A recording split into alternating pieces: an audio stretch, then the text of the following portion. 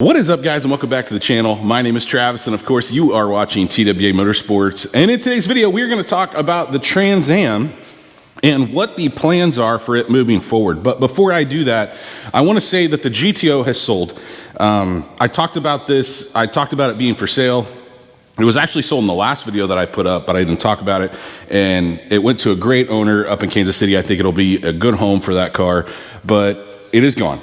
And like everything else, you know, we shuffle through cars a lot here. I just like to tinker. I like the process of looking. I like the process of buying.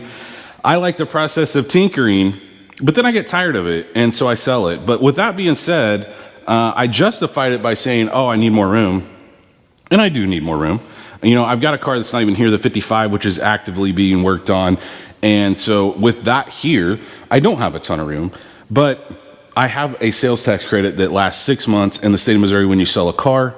I don't really want to give that up. So if I come across something else, you may see another vehicle pop up. Now, I have been looking for vehicles that the whole family can ride in. So I'm not going to buy any more regular cab trucks. I'm not going to buy any more Corvettes. I want something that the whole family can ride in. So with that being said, on to the Trans Am. Guys, look, this is a dream car of mine from high school. So when I was in high school, this was the baddest car a guy could have. Not a Lamborghini, not a Ferrari. It was a WS6 Trans Am. That was like, that was amazing. Nobody had one.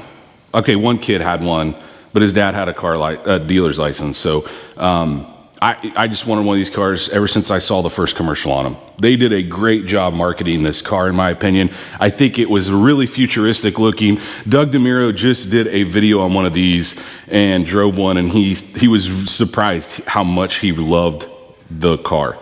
And Doug DeMuro always does like stock cars, so I couldn't even imagine putting him in one that makes a ton of power. But I bought this car from a dealership in Oklahoma. A lady bought this brand new in 2002 or 2001, I guess, maybe. It's a 2002 model.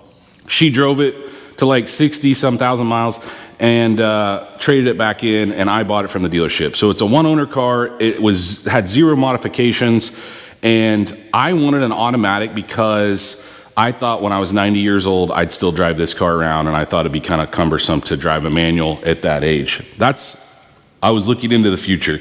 But this car's slow, and it's been finished for a couple months now as far as like running, driving, tuned, but guys, it's so slow. And when I say slow, I've driven ones that feel faster, and that's what I'm after. It doesn't have to run a 9-second quarter-mile pass. I don't care about that. I'm not after even a number, but I want something that feels like spicy when you're driving. And I think the only way to get that is to swap it to a manual. Nowadays with like Kia Stingers running like 12-second passes, heck, a minivan probably runs a 12. This car feels gutless to me. I've got the Corvette that is really quick. Cohen's car is really quick. Dana's Tesla's obviously spoiled me to speed. I want something that's just fun to drive. The GTO kind of checked that box, but it really didn't make enough power to be like dangerous. And I want this car to feel on the verge of dangerous. So with that being said, I'm 99.9% sure we are going to 6-speed swap this car. It's relatively easy to 6-speed swap these cars. There's parts out there. Hawks Motorsports actually sells a whole kit, and I think I will do a T56 Magnum. But there's some other stuff that I would like to address. Obviously, if I do that, I may end up doing a rear end, and it's got a 342 gear set in it now that I had a buddy of mine install, but I may go to a 410 in the stock housing for now, just to be a little cheaper. But I for sure want to put, like I said, I'm about 99.9% sure I want to swap this over to a manual. I can use that built FLT 4L60 for the flat black Chevy back there that I've had this 6-liter put together for, waiting on a transmission. So I'll be able to use that for another project, and it will make this thing so much more fun to drive. Also, still dealing with the oil leak on the oil pan. I need to get I think if I get the transmission out, I'll be able to sneak the oil pan out and possibly fix that oil leak at the same time. I would like to upgrade the headers. I bought a set of Speed Engineering headers. I'd like to go to more like an American racing style header, maybe even a bigger primary. The heads that I put on this motor that I had a set of 317 heads, which really, the compression ratio on a 317 head is not stellar for what I'm doing here.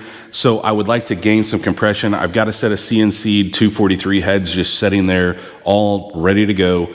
I think I want to do that. I have a 92 millimeter fast intake that I thought was the reason this thing wasn't running originally, that I took off.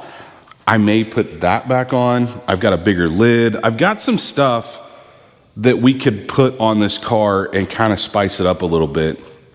I just think that's kind of the plan. And so that's why I moved it over here to the lift. Obviously, the whole oil leak is going to consume me until I get it fixed. That would give me the ability to get the transmission out of the way. I could get rid of the trans cooler in the back. I could use the transmission cooler here, which I need. And so, yeah, I mean, in my mind, I'm playing this out, and it sounds like a good idea. I've also got a ton of parts. I bought stuff to do the GTO, heads cam GTO, and they're sitting in a box over here. Obviously, like I said, the heads that I bought, they actually came off a core motor at my shop, and I sent them to a CNC program.